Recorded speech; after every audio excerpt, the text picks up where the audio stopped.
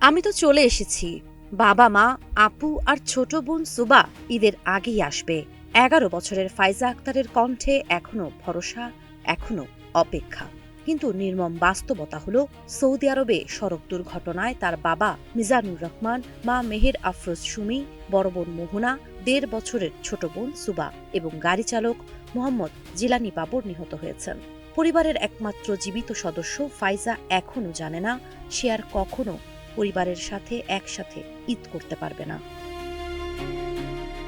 গত 3রা ফেব্রুয়ারি পবিত্র ওমরাহ পালনের উদ্দেশ্যে পরিবার সহ মক্কায় যান মিজানুর রহমান। ওমরা শেষে 16 ফেব্রুয়ারি রাতে জেদ্দা থেকে ফেরার পথে ভয়াবহ সড়ক দুর্ঘটনা ঘটে। বাংলাদেশ সময় রাত 3টার দিকে সংঘটিত ওই দুর্ঘটনায় ঘটনাস্থলেই 5 জন প্রাণ হারান। গুরুতর আহত ফাইজাকে দীর্ঘ চিকিৎসার পর 22 ফেব্রুয়ারি রাতে দেশে নিয়ে আসেন তার মামা আজহারুল ইসলাম সুমন। বর্তমানে সে রামগঞ্জের পাঁচরুখি গ্রামে দাদার বাড়িতে রয়েছে।